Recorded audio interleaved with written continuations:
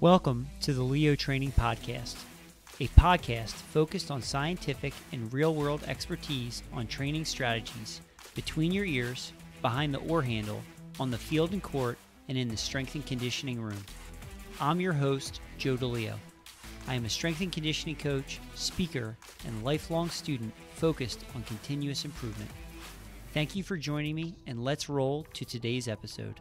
Rowing was the most successful sport at the Tokyo 2021 Olympics for New Zealand, competing in a total of 14 events and winning 5 medals, 4 in women's events, including silver in the women's double, silver in the women's 8, gold in the women's pair, gold in the women's single, and gold in the men's 8.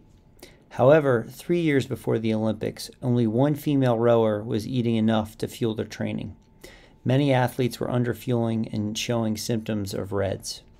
I sit down with Caroline MacManus, Head of Athletic Performance for Rowing New Zealand, and Christel Dunshea-Mooij, Head of Performance Nutrition at High Performance Sport New Zealand, to discuss low energy availability, REDS, and how they work with athletes and the coaching staff within the high performance unit of Rowing New Zealand to optimize performance.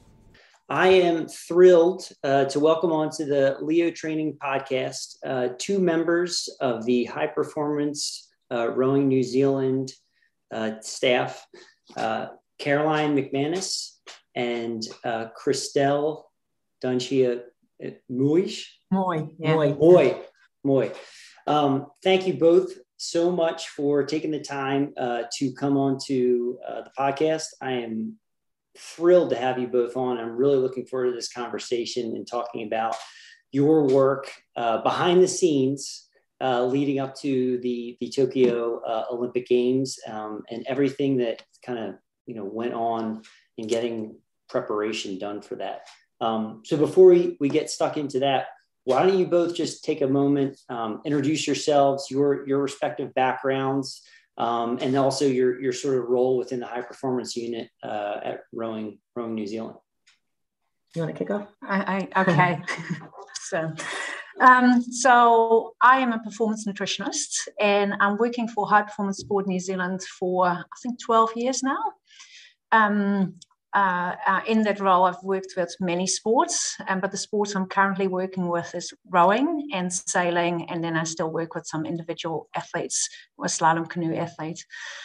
Start working for rowing during the 2010 World Championships, or the year of the 2010 World Championships here at Caterpillar, and have been working for rowing since. Before that, I just run a private practice, and I worked for the Clinical Trials Research Unit, conducting clinical trials for Auckland University. And originally, I'm from the Netherlands. As you probably guessed by now, in a previous life, I used to row, so that's where my interest for rowing is. And that's probably me. That's enough about me. Thank you. Okay. Well, I'm Irish, obviously. I've moved to the New Zealand system literally 5 years ago yesterday. Saw an opportunity after the Rio Games. And my family and I moved here to work solely in rowing. So the job was advertised as just rowing. So I work for High Performance Sport at the moment. Moving into a new role with Rowing New Zealand directly in the coming weeks. But my background really is I've worked as a sports scientist really since, just tell my age, let's just say for about 22 years.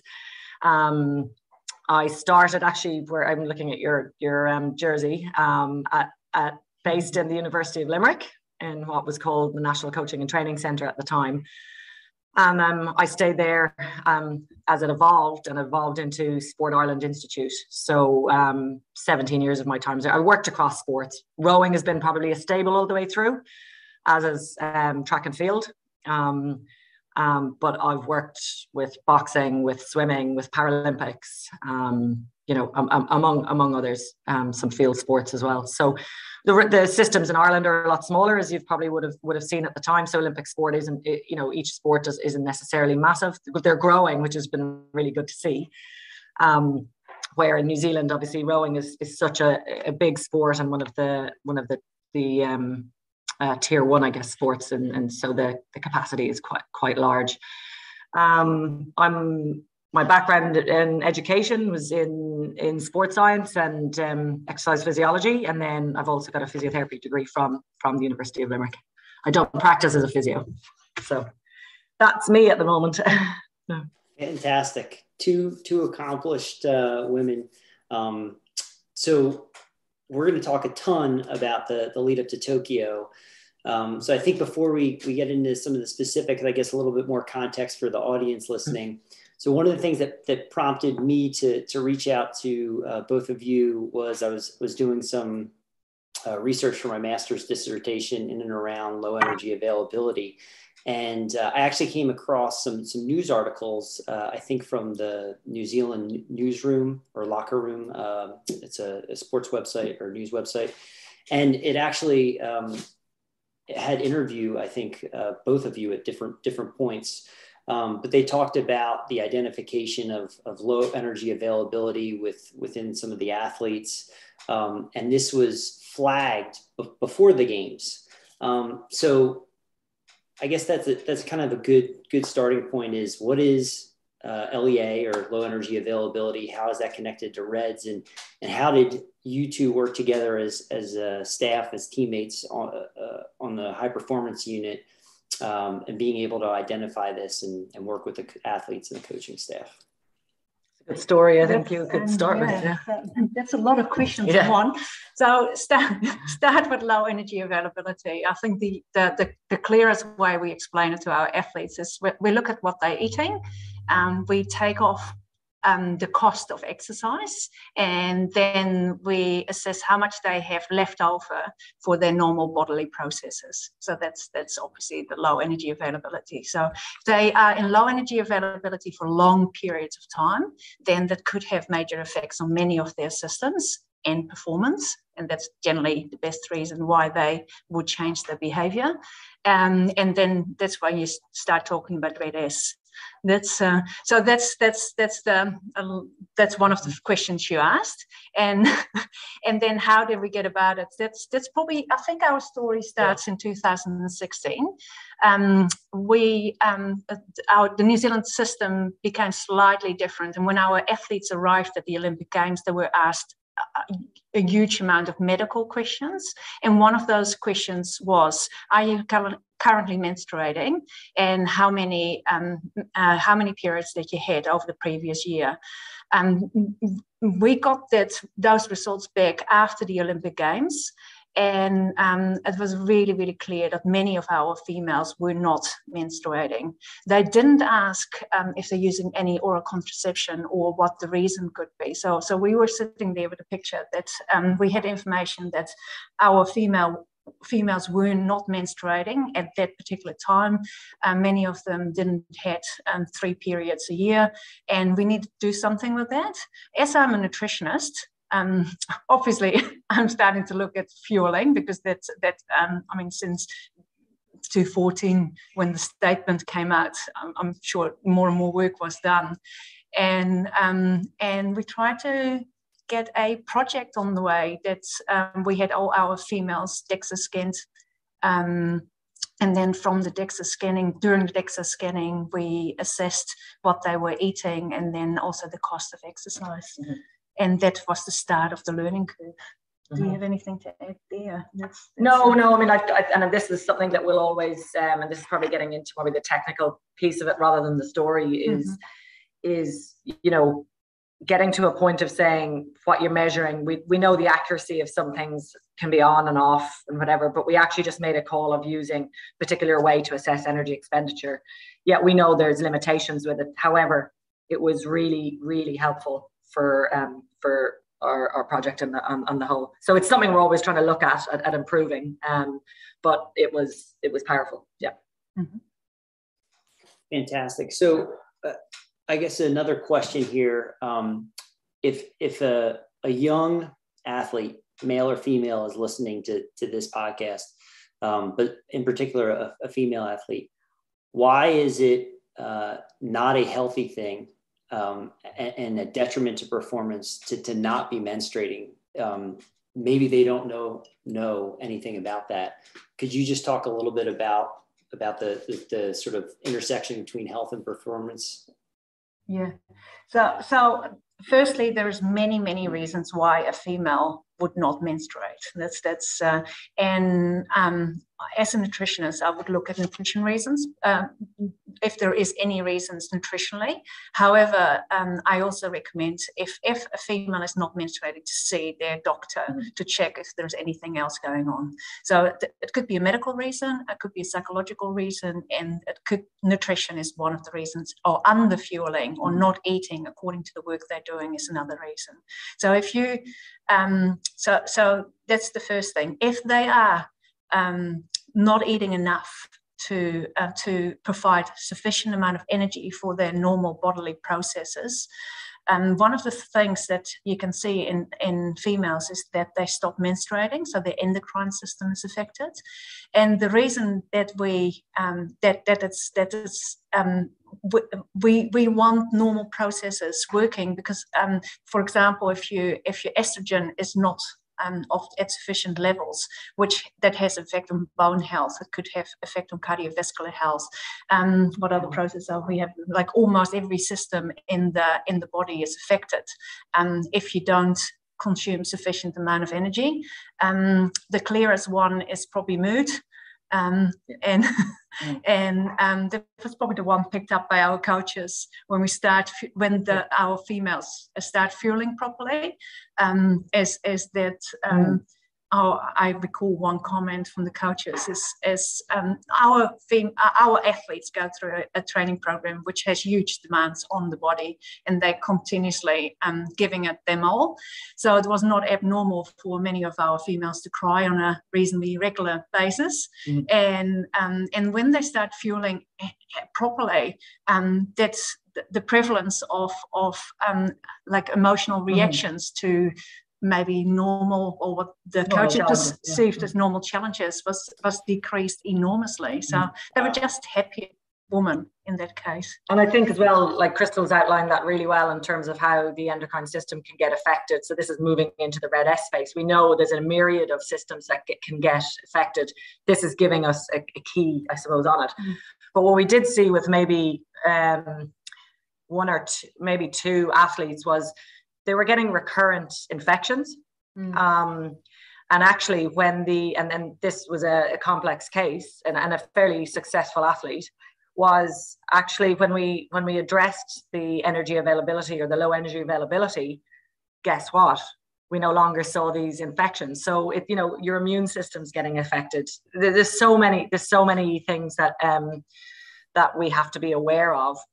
This is giving us a clue if we're looking at menstruating and the nutrition side. That's giving us a clue of what is being affected, because if one system's being affected, we know something else is going to be, right?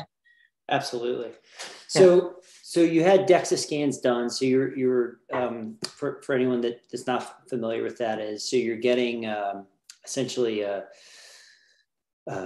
scan of the bone mineral density of the individual, but it's also going to tell you their lean tissue mass and fat mass as well. So you'll have that. You'll look at food records. What other types of markers from a physiological perspective were you monitoring or tracking that were informative during this process? Look, it's very hard to directly relate, and I've had this conversation. I probably need the best statisticians to help me with it. The adaptation we saw in this group was, in my opinion, like exponential is maybe a bit dramatic, but we're putting them through these big training programs, and yes, we see small changes. With this group of women, what we actually saw was a leap in their in aerobic markers, a leap in their performances, so 2K, 5K times, to the point that every test we were seeing something new. And it was it was in a way profound. It makes sense when you actually sit down and say, wow, they're eating more to support the amount of training we're putting them through. So yes, they're going to have adaptation. I wish I could directly relate it, because as with everything, it's multifactorial, right?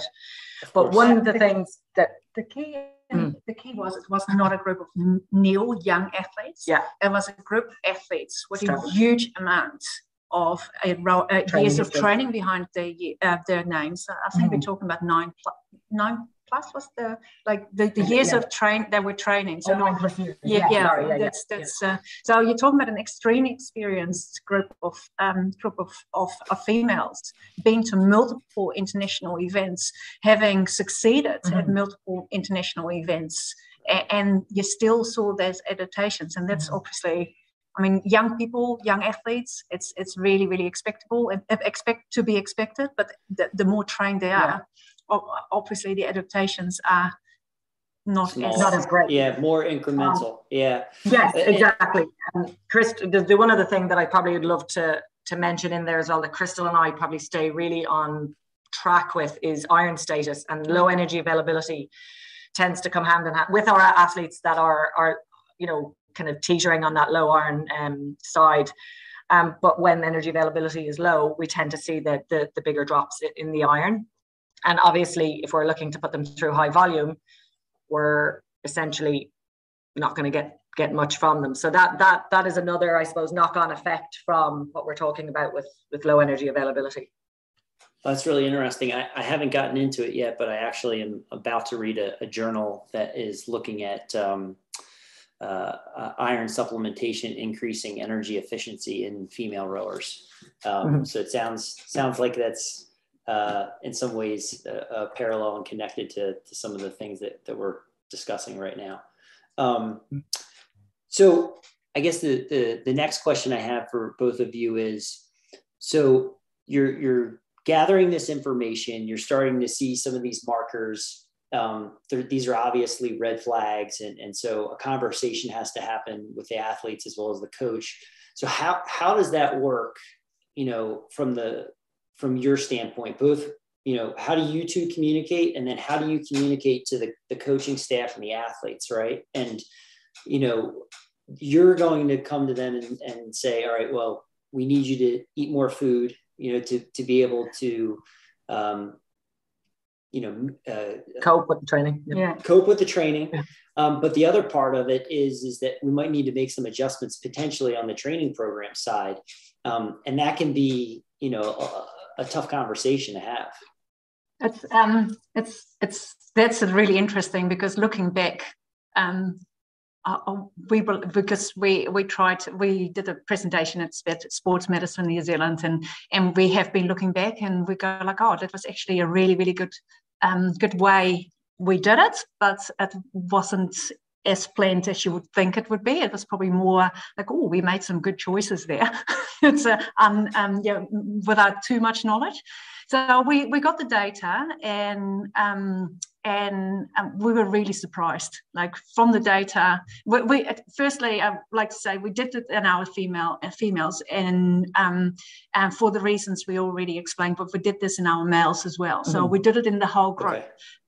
Our males were eating sufficiently, our females were not eating. So seeing the data of our females and seeing that only one of our females was eating sufficient, it was about 45, wow. And the rest was all below, with some numbers being really, really low. We were really, really surprised. So I think medical had a meeting. Yeah.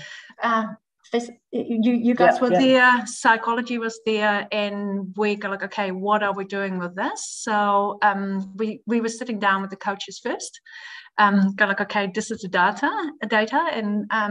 and then set out we were going to have a presentation for all our females, and one of the coaches, I thought that was really good. So if we talk about REDAS or low energy availability, you generally go like, oh, if you don't eat enough, you get this, and he was keen to have all those messages turned around. Like, if you eat enough, this is what you get. And it seems a really small change, but it was an enormous change how things were perceived. And that was driven by the coach. That was driven by the one context. The context. Yeah. So making it an opportunity now. So if we fuel properly, we'll be healthier, we'll perform better, we'll be able to recover better, all of those things. Yeah. Because they didn't do this on purpose. I mean, they thought they were eating a lot of food. They just weren't eating enough for the work they were doing at the time. And I think, like, speaking of the coach, because I think it's huge important. I mean, that this was massively supported by all of the coaches. And I remember sitting in the room, and I'll name it was Gary Hay, who's the coach of the women's 8 and women's pair. We were sitting with the whole group, and he actually said to them, you know, this could be a game changer, and this is to an already high performing group of women. And that stuck with me, and it was like that's essentially as simple as it was. But when you have it being driven by it's a coach-led program. If you have it being led by and driven by the coach, I think it really helped our case when we were driving some of the messages, because it was hard. I mean, for some of them, as Christel said, they thought they were eating enough, and we're going, now we need you to eat more, because you asked the question about adjusting the program, and yes, we'll adjust programs when we need to. But actually, our goal was not to adjust it. Our goal was to fuel it accordingly, and they committed. I mean, that was in my language. So like I can't change your training program, but we can change what you're eating. Yeah, and we can push a little bit more here and a little bit more there. That's. But going back to the first meeting, that was really interesting. So we presented the data, and we presented it to that whole group of females. We had all our athlete performance support staff in there, and we had all our coaches in there. Gary said what he said, which was absolutely fantastic. And I think that was the only thing that was said. They were just sitting there dumbfounded. Yeah. They couldn't believe it. Then they went to the boat shed, and I think the word, I wasn't there, but I heard that back from the coaches, was like, oh yeah, you guys want us to eat more. But I think the words they used, which I would never use, so quote unquote, is we will all get fat.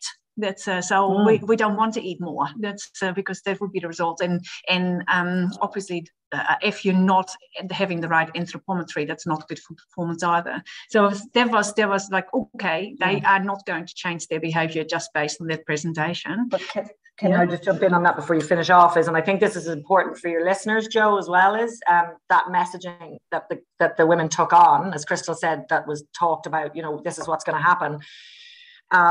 Actually, in the measuring, when they ate more, guess what? They were leaner. So I think we need that message to be strong out there, because and I wanted to touch upon that, because that was one of the things that was discussed in the news articles. And this isn't something necessarily new. This has been around for a long time, but this notion that, leaner is faster or lighter is faster.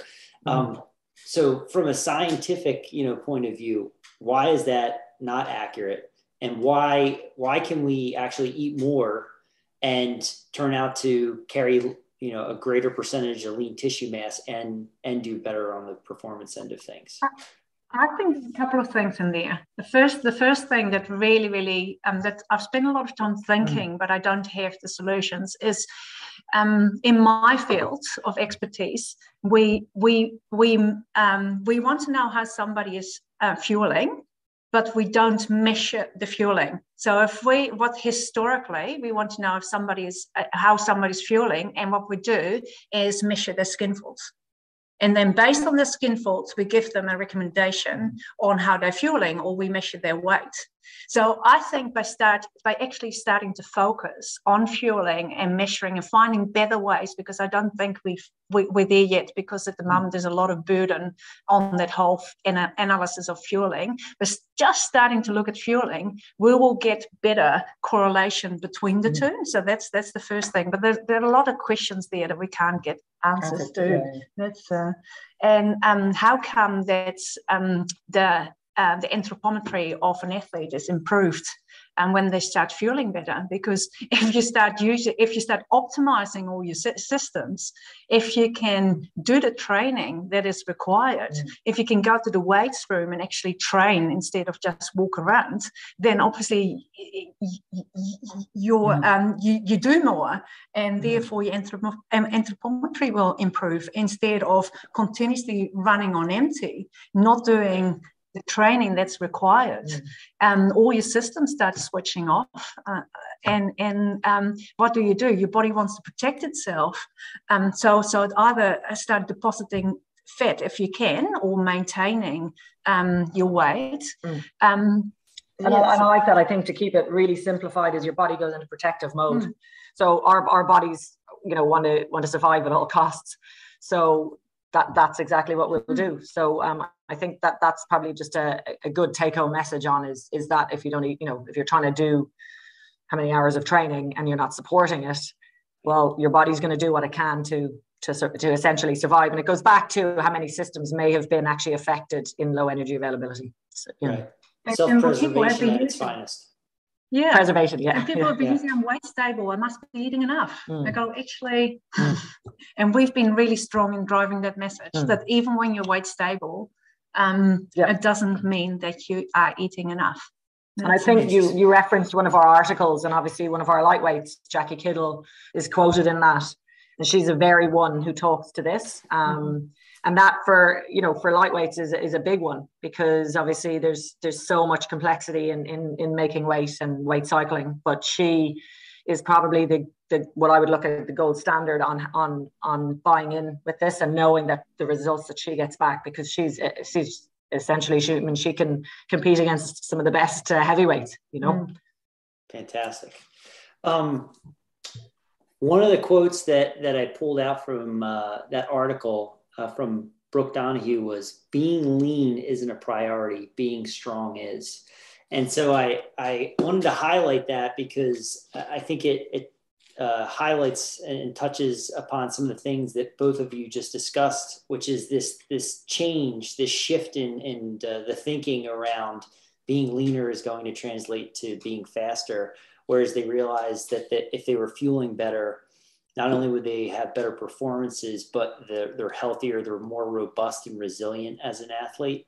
And so how long did that kind of change take place from, I guess, more from a communication and behavior and standpoint and getting feedback from the athlete? Like, I don't imagine this was an overnight thing.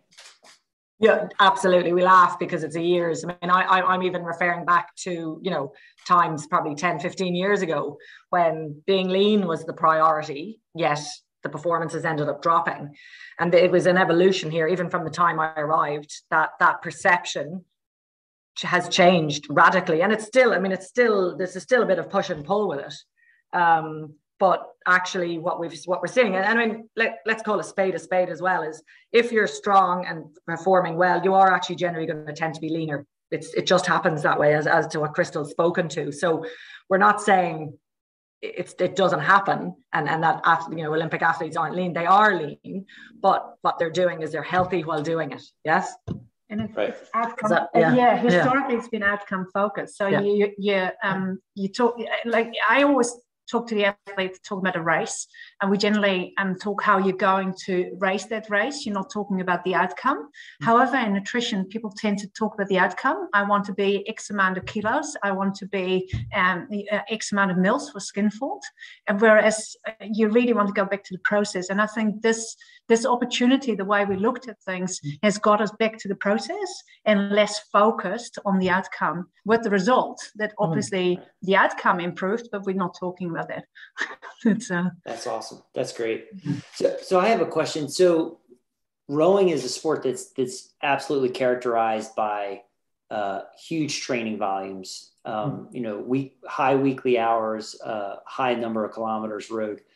When you're at the type of training volumes with the athletes that you're coaching and working with, is it possible that appetite can be suppressed because of that? So how do you overcome that, right? Like, so you're communicating, okay, you're not where you need to be in terms of caloric intake. You need to eat more food, but they're actually, I'm not hungry. Like, I don't even feel hungry.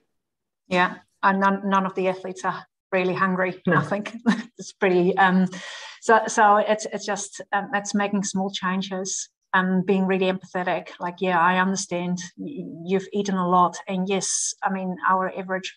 So you got a female eating 5,000, 4,500, 5,000 kilocal. It is a lot. I'm really, really empathetic, but I really want that glass of juice there. If we make this a liquid meal, would that be better? So just making those small, so you look at what they are eating and where can I make small changes? And generally, one of the key issues is protect training. So assure that what they eat before, during and after training is just up that little. That's that when they are extremely tired and are at home, that the pressure is off a bit, and then put some nice stuff in, some good desserts always work for hours. Yes. I think Christel underestimating what that does is even her giving suggestions rather than just saying eat more, and the suggestion of what a glass of orange juice could actually do or what a dessert could do on top of, because I mean Christel's really big on the quality of the food that goes in, but I think by giving them the tools to know the what has been really strong in getting the buy-in, because when you're on your own going, what does it look like, it can be a bit confusing, particularly when you're not hungry. So she's been really it's been really helpful in getting that, getting past that appetite suppression, I think. And them doing it as a group, I think, has been extremely helpful. So I did a little bit of review because I had 4 months in lockdown. It was a good way to look at it and ask some questions. And there were some beautiful quotes coming back from the athletes that the chatter in the changing room had changed. So instead of talking how they looked, they now were talking what they are, how they were fueling. And that's which is a fantastic change. And holding each other accountable too. Yeah, I thought that was encouraging powerful. each other to eat. So it wasn't just a message coming from us and then from the coaches, but it's just a message that they have now totally taken on board and that's playing great. with. That's great. So Caroline, from your perspective, from a physiology perspective and monitoring athletes, was there anything that you were kind of paying attention to on a day-to-day or week-to-week basis to make sure you're tracking that, if it did sort of go, if there was an anomaly or an outlier in terms of data, that you would go, okay, we need to have a conversation or take a closer look at this? I was just curious, heart rate, or HRV, blood lactate, any of those types of markers. Yep. So, I guess we measure everything here. It's like they can't do anything without being measured. So, a lot of what we look at is performance on the water. And so you've probably heard some of the rowers like Hamish or Kerry and Grace speak about, we have these squad sessions twice a week, and knowing where they sit to our standard crew, and our standard crew was our women's pair. So, anything deviating from that is a flag, but that's an immediate flag, which is actually sometimes really useful to us, but that's happening on a weekly basis. We also look at heart rate, power, lactates come in and out of that on the water. And yes, we'll pick up things. I mean, the coach eye is massive. That's the other thing. I don't want to put everything in as measures, because the coach eye brings so much to the table, even though they have all of the objective markers in front of them. They can often flag things with us saying, I'm not sure. But performance for me would be a big thing. So, we've regular kind of step test times. We've regular, as I said, lactate verification type work. With some of them, we do look at immune function markers in saliva and cortisol.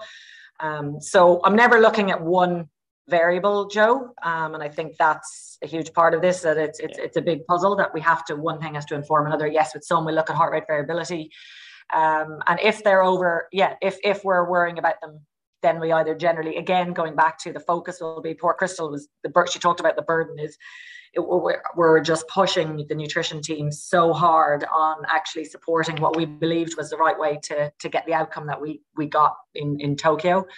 So it always came back to that, and things like menstrual cycle monitoring came into that too.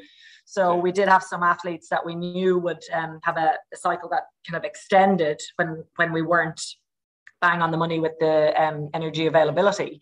So those kind of things also gave us clues, I remember one key athlete had her cycle had extended longer than we'd really like to see it.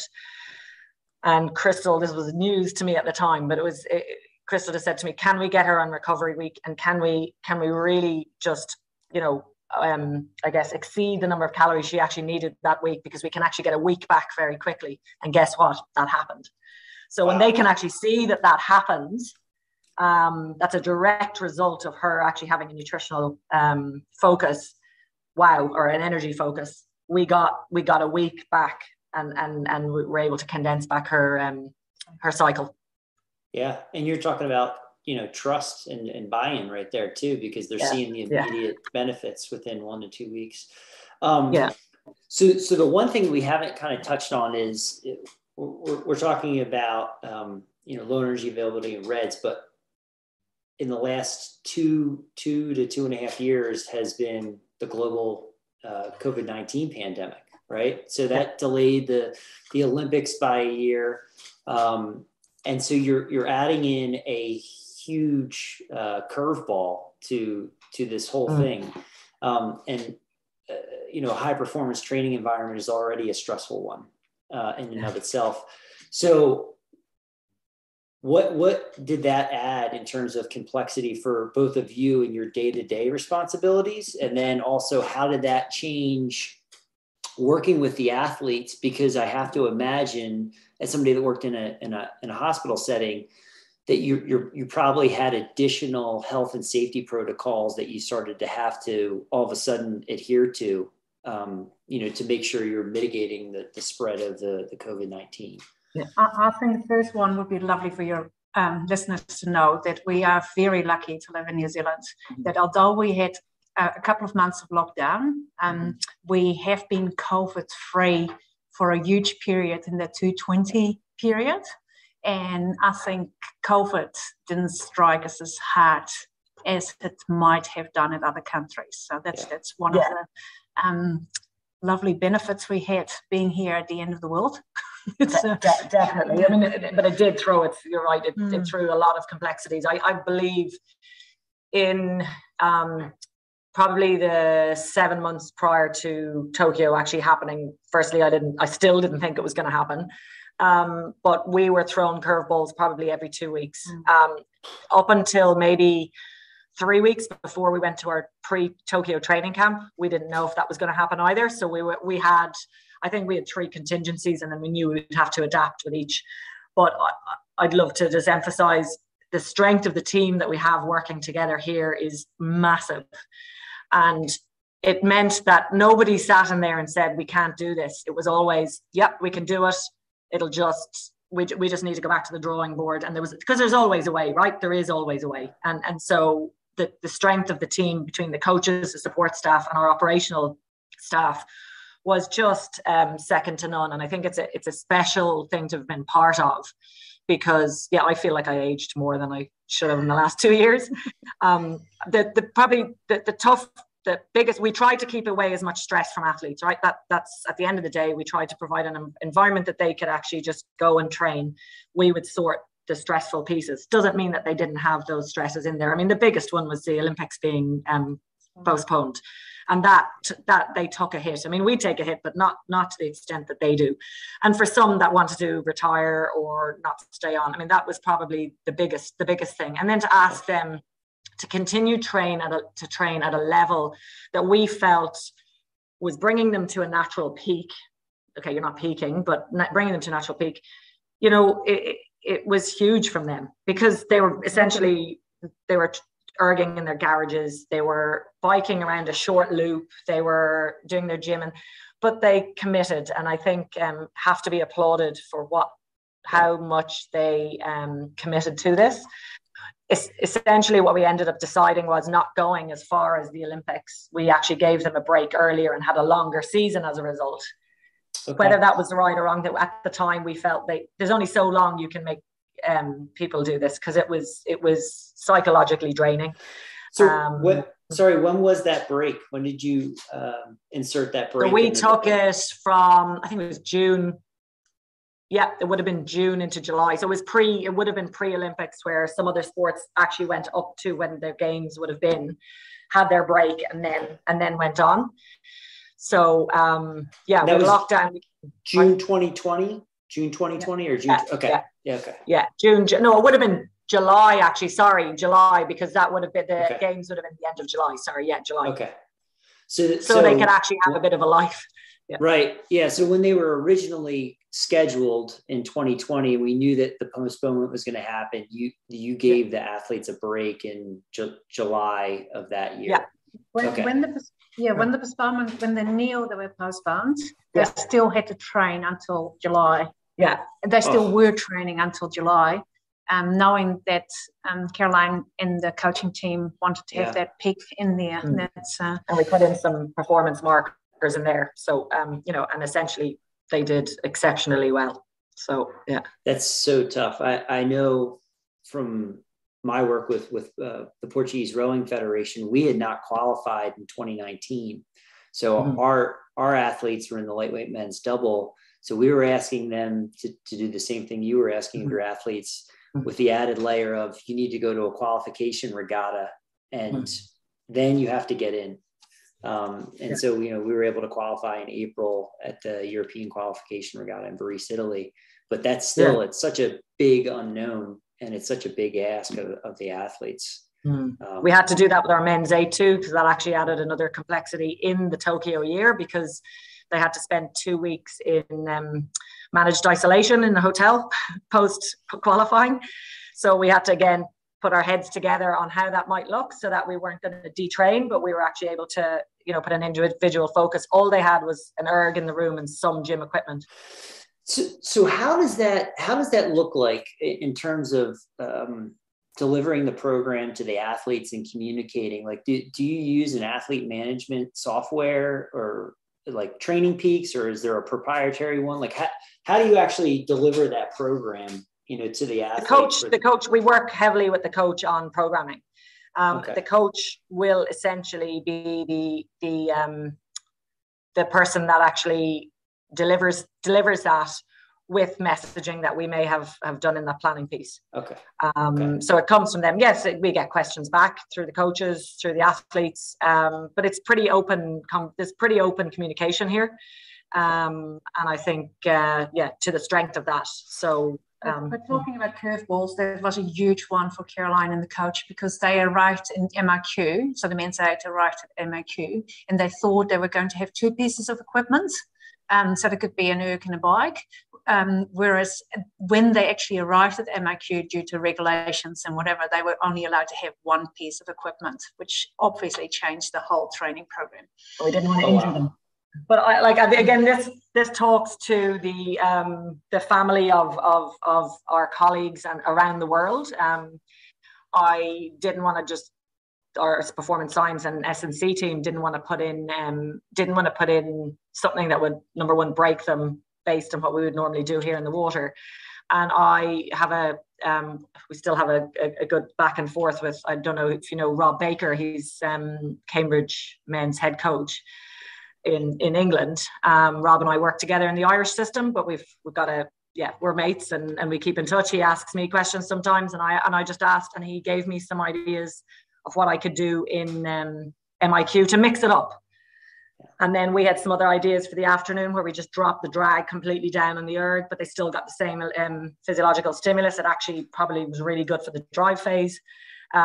So, there's, like I said, going back to, yes, it was another curveball thrown at us, but it worked. And there was a lot of, I guess, from those men as well, there was a lot of motivation after qualifying, and they were continuing to get better. So. Absolutely. Yeah, I think when people want to share, and I think we underestimate how much people are happy to or willing to help each other out. And I think that's the way we should be, right? Because it's essentially no secret. No, it's pretty amazing. And I mean, it's a testament to both of you coming on, here and sharing, because I mean, you've been very gracious with the information. And I thought that New Zealand did an exceptional job, not just in terms of performance, but from those articles and the conversations we had in preparing for today's interview, just the preparation that went into the Olympics. I mean, it was a total team effort, from A to Z across the board: athletes, coaching staff, support staff. We were coming from winter into summer. That obviously threw in another curveball. Yeah, our heat preparation was massive. Yeah, so European summer into Tokyo summer is hot enough and it's changed enough. However, we were coming due to COVID regulations. We were staying here, and then coming from our winter, which is not super cold, but it's still winter, into the Tokyo heat. So we spent a lot of time in the heat chamber. That's okay. Heat chamber, and then we also we modified our training gym into so that they could all go in and train on the ergs, because So it became like a giant hot box, essentially. It was awful. Like it was awful. And then when you put over 20 athletes in at a time, the humidity just went through the roof, obviously, because we try and keep it like that. But it was an interesting environment. Wow. But it actually served its purpose, and they were well ahead when we got to BWEF for a week training camp. Yeah. Fantastic. And this was another good way to, obviously, if you have the heat, cold, hot, then immunity is a crucial one, and hydration is a crucial one. And with immunity, it becomes fueling. So we could easily reiterate the messages again in a little bit of different packaging. So it was through the team environment. Christel created a nutritional plan around then as well for to, I guess, drive better immunity. And also during that training camp phase, which we'd normally had a catering company come in and actually have food here for those athletes, so they didn't have to go home, because of the nature of how hard it was with the heat training. And just allowing us to take the pressure off. It's the fueling and hydration piece was. So we could work on that, because of that, although it was more work, and it was really challenging going from winter into summer, it did have some benefits. You did. I saw on your pre-reading or the document you sent something along the lines of the large roster and how do we manage that. Yeah. And I think the two areas we're talking about at the moment, between the energy piece and then also the pre-Tokyo prep, I think, look, we believed in those areas so much that there was no compromise from us, that we just said we have to go all in on this. Like I said, we probably aged in this process, but the whole team worked massively hard and probably required more people to help in this area. But I think we believed in it so much that I think you committed that we just said this is worth the time and effort that goes into it, the burden of work is you can say. And as I said, I'll keep going back to the team that we have, from coaches to operational staff, all facilitated and bought into it. And we also have some HPSNZ staff that don't work in rowing that did assist in this as well. And even down to the heat chamber universities, they were just, everybody gave, and I think that's the bottom line, is that they contributed, and this wasn't just a result of anything, any few people or small people. It was massive. Awesome. That's incredible. A couple other things, and then two sort of bigger questions, I think, but very important ones. So one is talking about the training program and periodized nutrition. And so that was something that I really just learned in the last year with my master's at University of Limerick. So I guess, Christel, why don't you sort of define what that is for anybody in the audience that might be listening? And then I would be really interested to hear from you two, like, how do you work together to sort of, match, here's the training program the athletes are doing on the rowing and S&C side, and then making sure they're adequately fueling, and how that changes throughout the year, right? Because that's a complex equation. I think periodized nutrition is a complex equation, full stop. And there is a lot. There's a lot I would like to know more about, or how that would pan out in future. So obviously you can look at it in different ways. You can look at a training program and the demands of a training program. So there's certain periods within the training program, or even a build, like a recovery, build 1, build 2, build 3, that every week got different demands, like energy demands. You can also look at it. So it's really how would you like to define that periodization? True periodization could well be what they do with our beautiful Tour de France riders, that they withhold carbohydrates at certain periods of training, and then obviously provide them a sufficient amount of carbohydrates at certain parts of training. we definitely don't have the manpower to do that. Mm-hmm. We got too many athletes in our program to be able to individualize nutrition that way. So I would love to think about it, definitely learn a lot about it, but I find it really, really hard to apply. I do suspect that many of our athletes naturally do that due to the high training load, and they're not able to consume the carbohydrate required. But generally during training camp phase. Yeah. I would agree. And I think if you're doing it for short periods of time, we can get a return from that. Okay. But it's definitely not planned. Would like to have it planned, but I think I need a little bit more people helping me to be able to plan that for the quantity of athlete we have. But what we do try to periodize is I generally by traffic light, I give them traffic lights. So we got our red weeks, we got our orange weeks, and then we got our green weeks. And in the red weeks, I mean, fueling needs to be stepped up. You really whatever we're coaching, whatever we're training, you have to apply during those weeks.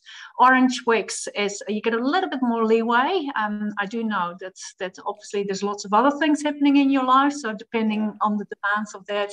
And green weeks, we hardly have any of those, but that would be okay, don't pay any attention, don't pay any attention, but don't put all that extra energy into your nutrition. So that's generally how I try to periodize the plans. So assuring that they're fueling really, really well when it's needed.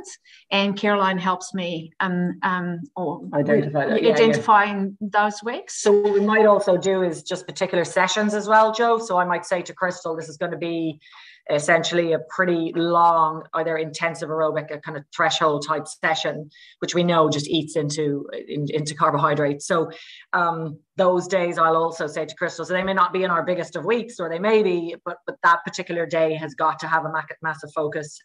Likewise with some of the really extended long rows that we do. So we'll highlight those as well. And they are crucial, not so much for the cost of the training, but for the time that is taken away from the day, and therefore the opportunities to eat are taken away. And because of the huge demand of calories, having less opportunity to eat obviously makes it more challenging to eat sufficient. And what they bring in the boat. So coaches are really good at taking bags out, for each athlete out in the boat that they can. That's hugely That's changed. what I was thinking of. Okay. So they will actually bring food with them to give to the athletes. Okay. Yeah. And athletes will have some stuff with them, but if it's if we know it's big or it's been highlighted, they'll absolutely do that. Wow. So a question for I guess Caroline here is, are there specific aspects of the menstrual cycle that we should be considering when training female athletes? I think this seems to be a very hot topic right now in sports science literature, and differing opinions of, is there an optimal time to train or when? I guess what are your thoughts around that? So you're right. It's a hot topic at the moment, and you try to keep as close an eye on it. Probably you have to sift out some of the stuff that's pretty maybe maverick, just to say, like, this is what you should do versus actually what do we really know and what does the body of evidence really, really tell us. Where I got to on this, and Chris and I have spoken about this a lot, is I didn't feel up until this point that there's any point in the cycle I would do anything differently based on what I know with the evidence, and probably the better experts out there that I would follow or whose research I would read. I didn't feel there was enough to warrant changing a program around that. Now, that's not saying there maybe isn't stronger evidence for strength, the strength conditioning side. Yes, we do work with the strength conditioning coach who believes in it, and he'll work to a cycle.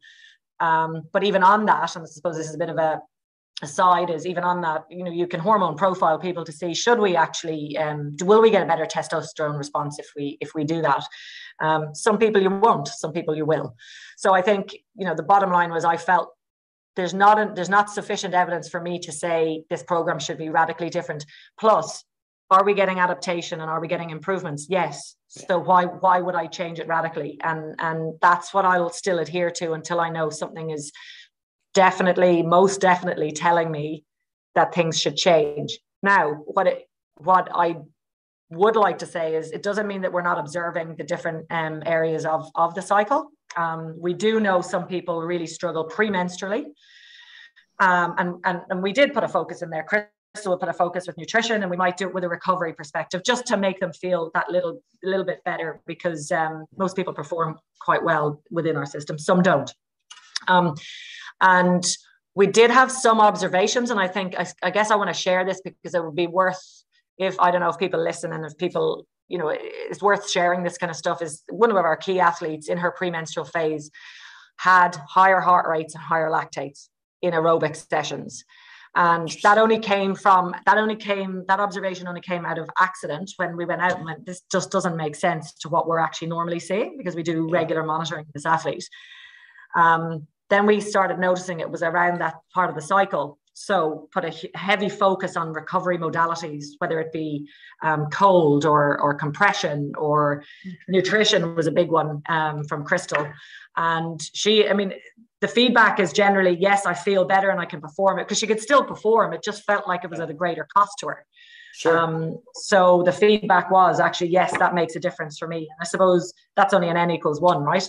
But these are the observations we'd like to see from more and more people are sharing, and do we see these things happen? And that might inform why things might be different in the future. But I think N=1 is fairly really important, because at our level, they all one. Yeah. We can't take them as they're all individuals, and they all react differently. So this particular lady, we did do an intervention, or Caroline did an intervention. I did some nutrition. So we put a lot of anti-inflammatory markers, anti-inflammatory type of food in there, and it did work for her. So that's still important to know, because sharing that would give others the opportunity, at least trial that if that would work for their athletes. Wow, that was great. That was awesome. Really, really cool.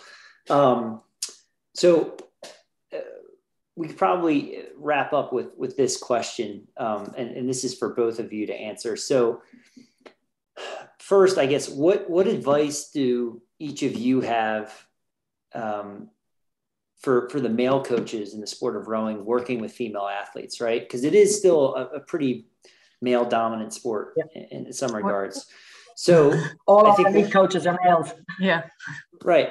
So one of my reasons for doing this interview with you both was to get this information out there, but also to try to help be a small change in this conversation, right? And having this type of conversation. And so where do we need to start by having a better open dialogue with female athletes, maybe whether that's around the menstrual cycle or making sure they're adequately fueling?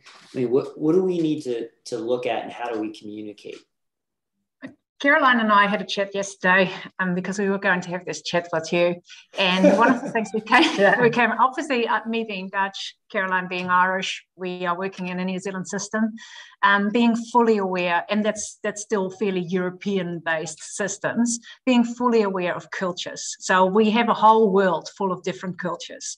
So I guess wherever you're working, you have to be aware of the culture you're working with. And some cultures, it's really, really normal to share certain things. In other cultures, people are far more protective, especially there's more of a division between male and females. And it will be much harder to have those conversations if you work in a culture that is more like that. And that's so be aware of your environment.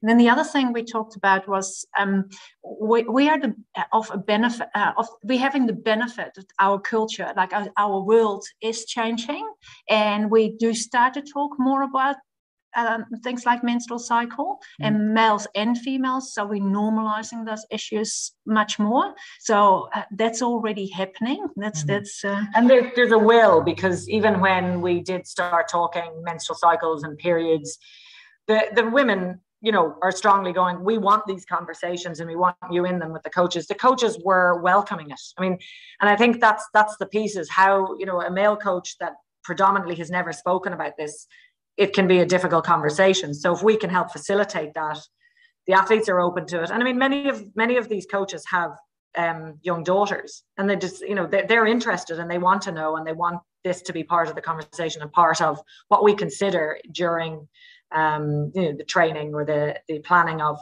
the training program. I mean, I talked earlier about not changing things, and they welcomed that, because they just said, for the same reasons. They're like, why would we change anything if there's no reason for us to change it? So, just having the open conversations there. I think advice I would give, and this was just an anecdote, was I had one male coach, just really aware, but works with more junior athletes, so not our elite, so sub-elite. And he said he started having the conversations around, are you having regular periods, which is what he's hearing is the right thing to do.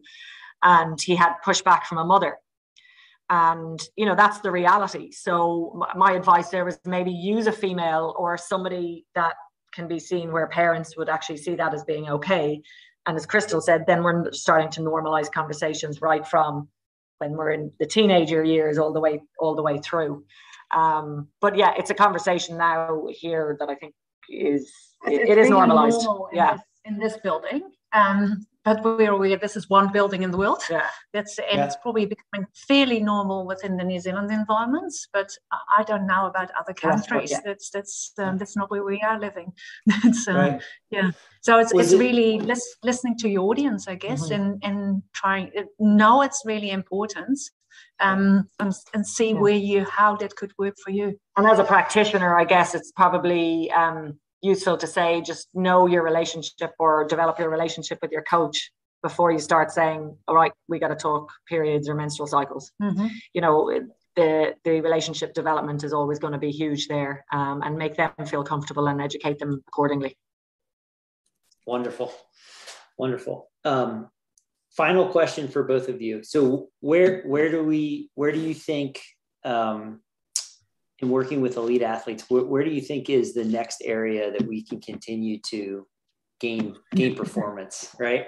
And look at, and I'm not saying quote unquote the magic bullet or the magic pill or anything like that, but I'm saying, what should we look at from a research standpoint to start saying, okay, there might be something here. We need to see if there is evidence to support this. But what are areas that, maybe from both of your respective fields, you're curious about and think that there might be some worthwhile times? That's a really good question, and lots of things go through my mind at the moment. But going back to my 4 months of lockdown and looking at what the athletes desire, and that's a huge desire for our female athletes to have. There is a belief within that group that they can still train and eat around their menstrual cycle. So at least more evidence in that area to either debunk that or to start working with that, I think would be hugely appreciated by the group of people I'm working with. And then for me personally, where I would like, it's not research as such, but it's because we're working with such a big group of people, it's just individualization. It's really like the more I can work individualization for this individualized person, the better it is. But that requires lots of resources. And that's why you probably have to generalize again. So that's, for me, it's probably not novel, but it's something that always sits with me is, again, it goes back to individualization and how do you do that in a big program? But is figuring out ceiling for training loads. So what's the best for each individual that we get maximal adaptation and improvements in performance? And I'm doing a bit of work because there's a lot of evidence in there, and there's some great work done by some great scientists from Mader in Germany to Bjorn Kafka at the moment, and they're the people that you're trying to push at to say is like, how can I do this and how can we do it better? Because that's always what we're looking to be better, right, at what we do. We're not going to see, like the results we saw in Tokyo. We've lost quite a few athletes, and so we need to start building again and building those athletes up to be able to tolerate the right loads to get those quality athletes, I suppose, and give them the opportunities. So for me, is at the moment my head's in what is the maximal tolerable load, because I'd say some could do with more, some could do with less, and some are probably bang on the money. Right. That's awesome. Christel, Caroline, this has been absolutely fantastic. Thank you both so much again for your time and being so open and sharing your experiences, especially with this very unique Olympics that we all just experienced. Thank you very much, Joe. Thanks for having us. Thank you for listening to the Leo Training Podcast. If this content is important to you, please be sure to rate and review so more people can listen. Also, you may follow me on social media, Instagram, YouTube, and Facebook to get weekly free content. For more in-depth content, please subscribe to my email newsletter at my website, leotraining.io. Be sure to check out the resources page to download free, helpful content. If you have any questions or feedback, please contact me directly by email at joe@leotraining.io or via Instagram. The handle is @leotraining. Thank you again for listening and have a great day.